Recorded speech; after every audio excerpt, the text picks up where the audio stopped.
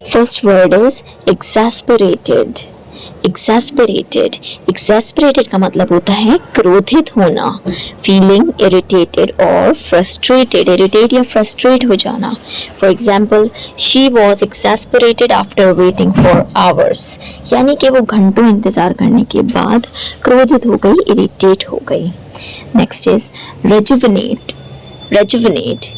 Rejuvenate means ताजगी लाना, to make someone or something feel or look better, fresher or more lively. For example, a short vacation can rejuvenate your mind. एक छोटी सी छुट्टी हमारे दिमाग में ताजगी ला सकती है. It can rejuvenate our mind. Next is diligent. Diligent. Diligent means कड़ी मेहनत करने वाला. Showing persistent and hard-working effort, continuously hard work करना. For example, she is a diligent student, always completing her assignments on time. यानी वो मेहनती student है जो कि अपने assignments को समय पर complete करती है. Next is futile. Futile. Futile का मतलब होता है व्यर्थ, having no useful result and pointless, जिसका कोई काम का result ना निकले. All our efforts to resolve the issue seemed futile. यानी कि मसले को सुलझाने के हमारे सारे efforts जो हैं वो व्यर्थ निकले. Next is conquer. Conquer means सहमत होना, किसी बात में agree करना. To agree or be of the same opinion.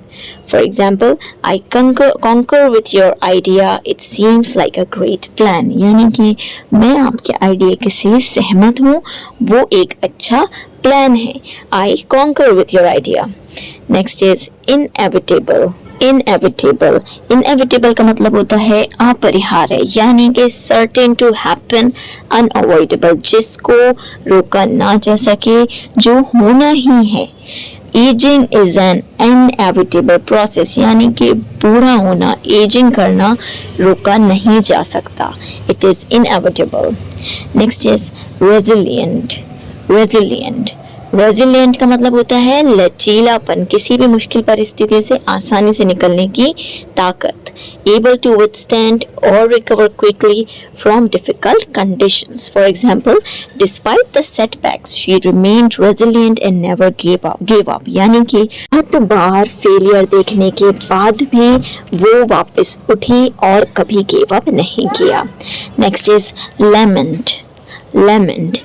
Lament का मतलब होता है शोक करना, किसी चीज का अफसोस करना. To express grief or sorrow. She lamented the loss of her childhood friend. यानी कि उसने अपनी बचपन की दोस्त के गुजर जाने का शोक मनाया. She lamented the loss of her childhood friend. Next is audacious. Audacious. Audacious means साहसी, जिसमें हिम्मत हो, showing a willingness to take bold risks, यानी daring.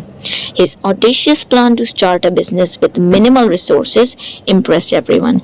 यानी कि उसका daring plan, एक business को शुरू करना बहुत कम resources के साथ, इसने सभी को impress किया.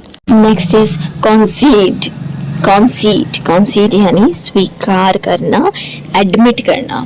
To admit or acknowledge something often reluctantly, यानी जिसे हम accept ना करना चाहते हो उसे accept कर लेना. After a long debate, she had to concede that his argument was stronger. यानी कि एक लंबे डिबेट के बाद उसे मानना पड़ा कि उसका point stronger था. Next is substantiate. Substantiate means साबित करना, to provide evidence to support or prove the truth of something. किसी बात की सच्चाई को साबित करने के लिए evidence देना. For example, the lawyer failed to substantiate his client's claims. यानी कि lawyer अपने client की बातों को साबित नहीं कर पाया. Next is apathy. Apathy means उदासीनता, यानी किसी चीज में इंटरेस्ट या कंसर्न की कमी. Lack of interest, enthusiasm or concern. For example, his apathy towards his work led to poor performance. यानी कि उसका अपने काम के प्रति कम इंटरेस्ट ही उसके poor performance की वजह था, रीजन था.